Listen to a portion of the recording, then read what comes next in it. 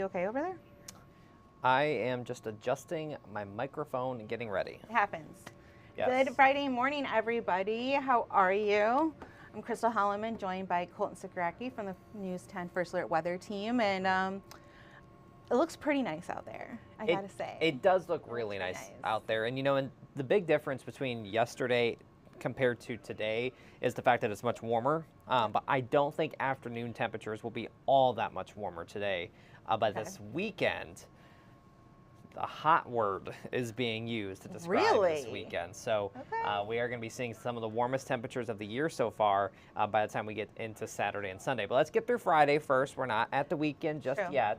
But so we can show you our Meridian Company Skycam network all across mid-Michigan, from East Lansing at MSU to Jackson. We're seeing some clouds out there, but it is an improving sky than what we saw earlier this morning. And we will likely see throughout the day today partly cloudy skies up until we get into the afternoon. And then once we head into the afternoon, we'll likely see a few isolated showers and thunderstorms that try to pop up.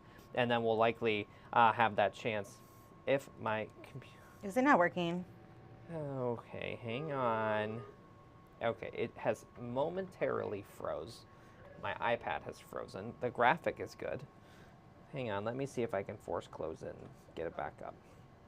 But what we're going to see later today is just a few isolated showers and thunderstorms that will move through the area. I would say it's probably the middle part of the afternoon that we have this chance at seeing this. So I don't expect today to be a washout, not even close to being a washout.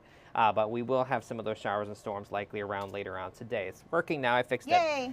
Satellite radar, though, off to our east has been showing some rain showers. But now we're pretty quiet. But we're going to see kind of a weak front that's going to come through the area today. And that will help spark off some showers and storms. So what are one of the ingredients to needing thunderstorms? Lift. So that's provided by 1 in a 4 front. chance of getting that right. So that's what we're going to see today. No severe weather is expected with these, but later on today there will likely be at least a few of those showers and storms out there. Temperatures right now are in the 60s. Yesterday we started off the morning in the 40s, so much warmer this morning than last. And then as we look at your Friday planner, I'd say by lunchtime we're in the lower 70s, and then later today probably middle to upper 70s across the area, maybe a degree or two warmer than what we saw yesterday, but we do have that chance of seeing some isolated showers and storms later on today as well. But I mentioned the weekend. I want to get right to that weekend forecast because look at this.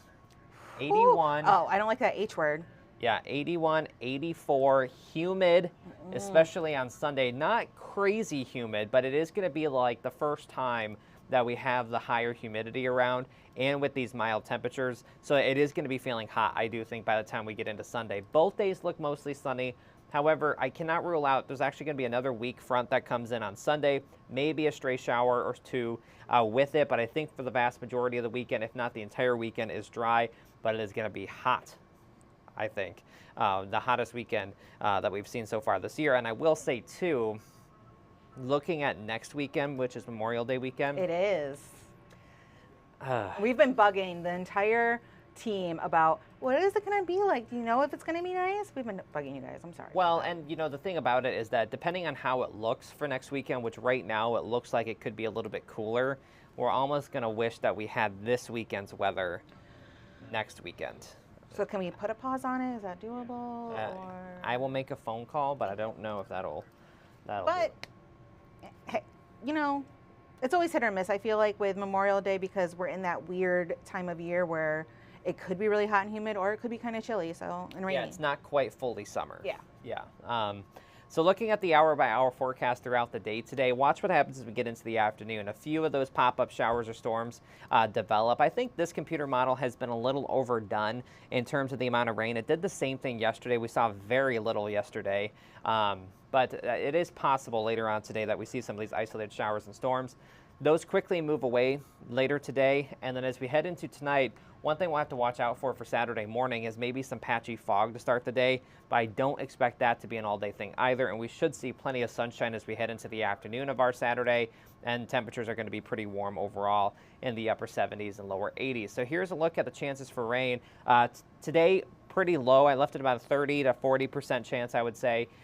Tomorrow's dry. Sunday, maybe a stray shower. Monday, also same thing, but Tuesday would be the next day that we need to watch closely, because it is a stronger system that's going to come in on Tuesday late in the day. Depending on the timing of it, we could see some stronger thunderstorms with it as well. So I wanted to show you the latest update from the Storm Prediction Center.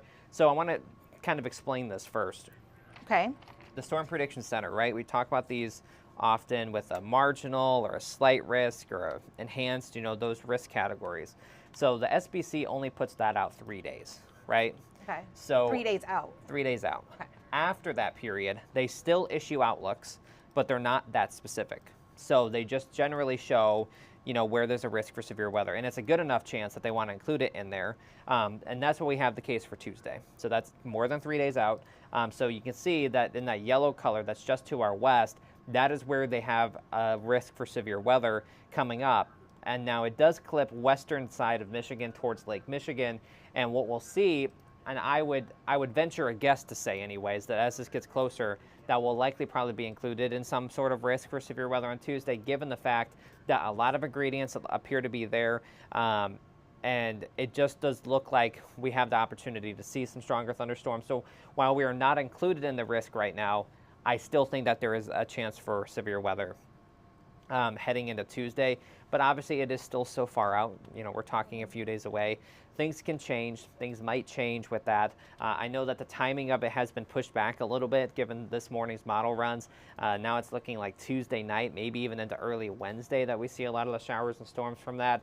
So we'll continue to update you. I did just want to let you know, give you that first alert. That's what we do here at News 10, and let you know that that is something that we'll be watching for Tuesday of next week, with the risk of seeing some stronger thunderstorms. Now, in terms of our temperatures, and this is kind of what I alluded to a second ago, we are very warm the next couple of days. Middle 80s for Sunday and on Monday. And then Tuesday, we do cool down a bit into the lower 80s. But then look what happens towards the end of the week and into next weekend. Oh, man. Saturday, 66 degrees for the high temperature, which is cool, especially, a lot of people are going to be heading close to a lake, I would have to imagine, for the Memorial Day weekend. And it's just not looking quite as warm. Temperatures do rebound a bit on Sunday at 73. Memorial Day is still a little bit too far out to put on the 10-day temperature trend, but obviously by tomorrow we'll have it on there. It does look like we may warm up a little bit heading towards the holiday itself. But yeah, trending in a cooler direction. So that's why I made that comment that it'd be really nice if this weather was for the holiday weekend, because then you could maybe go on the boat, do things like that. Yeah, next weekend, you might still be able to do so. I just remember last Memorial Day, I went over to Grand Haven and the weather was just fantastic all Memorial Day weekend. But so we'll see. There could be some chances for some rain as well with those cooler temperatures. So it is something that we'll keep a close eye on. Obviously, a lot of people pay attention to the forecast for the unofficial start to summer, right? It is officially the unofficial. It is officially the unofficial start to When summer. is the official start of summer? Not till June. June? Why do you say it like that? Like I know. The summer solstice. Okay, that's like end of June actually, right? Yeah, I think it's June 20th or June 21st. Okay. I'd have to look up which one it is. It falls on any of those days. I think it might be June 20th, honestly. Summer solstice 2024. It is June 20th. Yeah, I thought so. So that is coming up when the official start of summer. Also the longest day of the year. And keep in mind, we only have about one more month left of us gaining daylight. Oh, then it turns. The first day of summer, we start losing daylight. So Okay. No, I know I don't like to bring that up because people get upset. they do get upset. I get upset too. I love the longer days. Did your thing freeze again? It did, but it was still loading there, so we made it through the end of. Okay. Yes. Well, as you're planning your Memorial Day weekend plans, make sure you download the First Alert Weather app, because maybe you're going to Grand Haven and you want to know what the weather's like there. This will allow you to look up the weather anywhere. I just did that. Oh. Yeah. And it will follow you if you allow it to. Yeah, and and especially too with the Memorial Day weekend, we'll of course put updates in there, and then obviously with that severe weather risk that we have in the forecast for Tuesday, we'll also update you there. If we see things change, we may be talking about First Alert weather days. Still a little too early to do that, but it's something we'll keep an eye on. If that risk goes down, if that risk goes up, we will let you know for Tuesday with those showers and storms. But enough confidence is there that I just wanted to mention it here and let everyone know that's something we're watching, and I'd recommend that be something that you watch and look at closely, because there is the risk of some stronger thunderstorms. All right. Well, thank you very much, Colton. I'm going to pull up what you can expect on News 10 today at 11. as I look at the rest of my newsroom, we're going to have what you need to know about the new COVID variant that is out and about. I have it right here. Scientists have identified a group of COVID variants with the same mutations, and some worry these variants could lead to a summer wave of infections. So we have that in today's Health Minute. Plus, a highway closure is coming to I-96 in Lansing on Saturday. And the big news of the day, which actually has Seth Wells joining me now, is a favorite to win the PGA Championship this weekend in Louisville has been detained by police. And you've got all the details. It's been a very interesting morning in Louisville for Valhalla Golf Club and the PGA Championship. So round 2 is supposed to have started earlier this morning. They delayed the beginning of round 2 at the PGA Championship after a shuttle bus fatally crashed into a pedestrian just outside of the golf course limits. So that caused a whole lot of traffic jam. Of course, they needed to conduct an investigation and so on and so forth. Where Scotty Scheffler comes into the mix, and again, ESPN has done an amazing job reporting on this all morning long. We've been watching a lot of their coverage, actually. Jeff Darlington, ESPN reporter, actually witnessed this happen in front of him and has video of it on his Twitter feed. If you want to go look at that, it's pretty amazing video. So Scotty Scheffler was in line in this traffic jam waiting to arrive like at Valhalla Golf Club, like a lot of people were. The golf club, PGA, had already decided nobody except for players and their coaches were going to be allowed at the golf club to enter the golf club because the round was delayed and they were trying to keep people away from the area. So no, like, spectators? No spectators Okay. were supposed to be allowed in. So it's unclear if they knew Scotty Scheffler was who he is. It actually appears that they probably did not. That was my question, is sometimes you don't know their faces. Right, yeah, and right now it appears that they probably did not know who he was. So we have a couple updates just since, so that's what you're seeing on the left, that is Scotty Scheffler's mugshot. He was booked into the Louisville, it's one of the metro jails there in the Louisville area, Jefferson County, Kentucky, about 7:25 or 7:28 this morning. He was booked into jail. Now, the updates that we have recently from ESPN, now, again, a lot of this is coming from the reporter there, Jeff Darlington, who actually saw this happen and filmed it this morning, but he's been very busy. So we've got a few updates coming from some of his counterparts at ESPN. One of them that I want to read is the 4 charges that Scheffler is currently facing.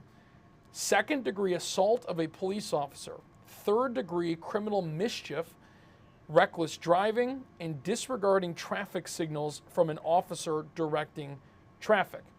Those are the charges. Serious. Those are the charges that Scotty Scheffler currently faces. Now, the other update, and they're actually awaiting his arrival at Valhalla Golf Club for a second time this morning because Scotty Scheffler was released on a personal recognizance and is expected to arrive at the PGA Championship in just a matter of minutes here at Valhalla Golf Club. Now, because... So I see on the screen here we have Scheffler set for 8:48 tee time. Mm-hmm. That was his initial tee time. When the round got delayed this morning, his tee time moved to 10:08 a.m.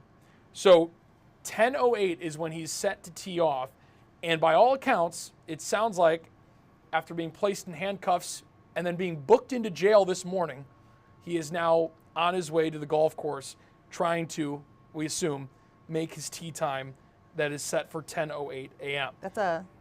It's a lot going on. ESPN very Plus early currently has for the Friday coverage. morning.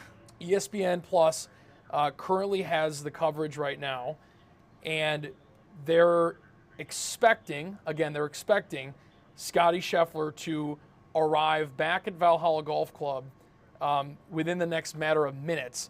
I know ESPN was saying that they were hoping to actually get an interview with Scotty as he arrived at the golf course. Now, whether that happens or not, we are unsure. This is where he is as of today, by the way. So this is the leaderboard. I mean, he, world #1 ranked golfer. Mm-hmm. He already won the first major of the year at the Masters, his 2nd green jacket.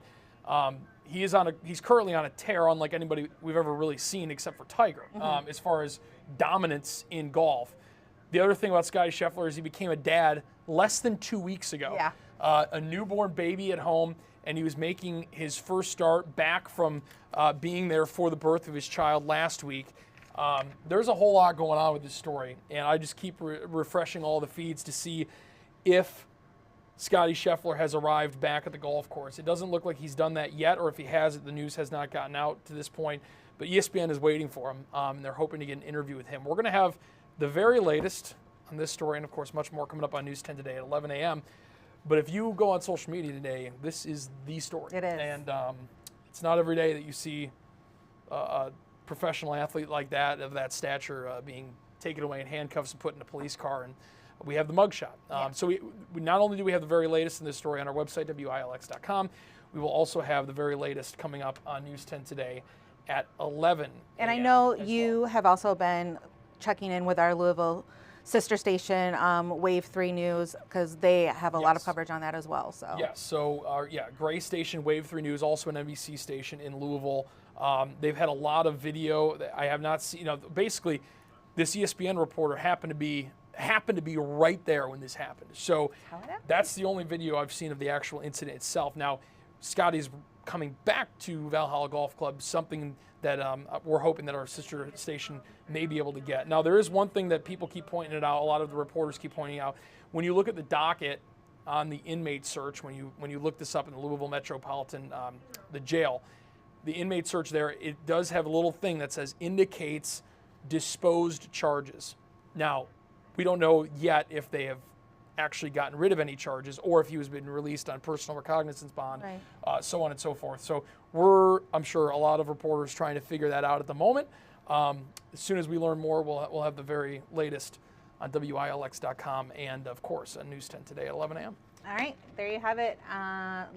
Big news out of Louisville for a Friday, rainy Friday morning. I was about to say, there's also more rain coming to Valhalla Golf Club, so it would not be a surprise if these tee times got pushed back even later, or if they had to play part of the second round end up being tomorrow. We'll see how that goes, but it is, so the other side of this, we should mention, we mentioned the last few days, we talked with John Linder.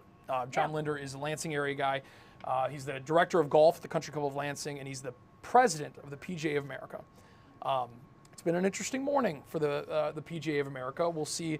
I'm hoping that eventually we can get to talk to him. I know that's definitely not going to happen today at any point at this rate. So hopefully we can talk to him at some point and maybe get his perspective on this, as well as the Louisville Metro Police Department. Hopefully we can hear their side of things. And apparently there was a lot of confusion this morning regarding the traffic situation around the golf club. It did look pretty hectic from the video I saw. And you got to imagine, in this day and age, somebody in that traffic jam had their camera out, their phone out. Yeah, well, I mean, Jeff Darlington with ESPN certainly did. So we'll see if there's any other kind of video coming out, or body cam video from the officers, or so on and so forth. So we'll see how that all shakes out. All right. Well, thank you very much, Seth. I know you've been on top of this since the minute I walked in the building. So we, like you said, we'll have the latest online and on all of our streaming platforms, and of course on News 10 today at 11. Until then, we will be back at 2 o'clock with another update of your weather. And later today, I am going to try and get Tim's take on this.